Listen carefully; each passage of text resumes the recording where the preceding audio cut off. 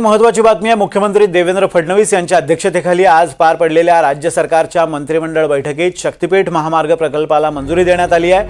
महाराष्ट्रातील 18 तीर्थक्षेत्रांना जोडणारा हा शक्तीपीठ महामार्ग राज्य रस्ते विकास महामंडळामार्फत राबवला जाणार आहे। तसंच प्रकल्पाच्या आखणी आणि भूसंपादन प्रक्रियेसाठी 20,000 कोटी रुपयांच्या तरतुदीलाही राज्य मंत्रिमंडळाने आज मान्यता दिली आहे। याशिवाय आदिवासी शासकीय वसतिगृहांमधील विद्यार्थ्यांच्या निर्वाह भत्त्यामध्ये वाढ करण्याच्या प्रस्तावाला सुद्धा मंजुरी दिलेली आहे आणि यासह 8 महत्त्वाचे निर्णय आजच्या मंत्रिमंडळ बैठकीत घेण्यात आलेत। कोणते निर्णय घेण्यात आलेत आपण पाहूयात। कॅबिनेट बैठकीत शक्तीपीठ महामार्गाला मंजुरी देण्यात आली आहे। प्रकल्पाच्या आखणीसाठी 20,000 कोटी रुपयांच्या तरतुदीला सुद्धा मान्यता देण्यात आली आहे। आदिवासी शासकीय वसतिगृहांमधील विद्यार्थ्यांचा निर्वाह भत्ता, शैक्षणिक साहित्य खरेदी भत्ता आणि आहार भत्त्यामध्ये वाढ करण्यात आली।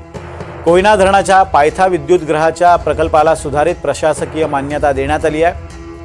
महाराष्ट्र वस्तू आणि सेवा कर अधिनियम 2017 मध्ये सुधारणा करून आगामी अधिवेशनात महाराष्ट्र वस्तू आणि सेवा कर सुधारणा विधेयक आणले जाणार।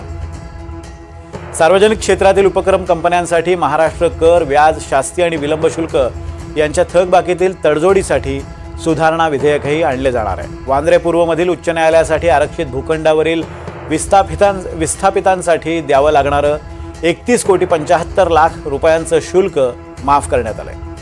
पिंपरी चिंचवडमधील मौजे चिखली इथल्या दफनभूमीच्या क्षेत्रापैकी 40% मैला शुद्धीकरण केंद्रासाठी वापरायला मंजुरी देण्यात आली आहे आणि महाराष्ट्र नागरी पायाभूत सुविधा विकास कर्ज योजनेअंतर्गत 2,000 कोटींच्या कर्जाला शासन हमी देण्याचा निर्णय घेण्यात आला आहे।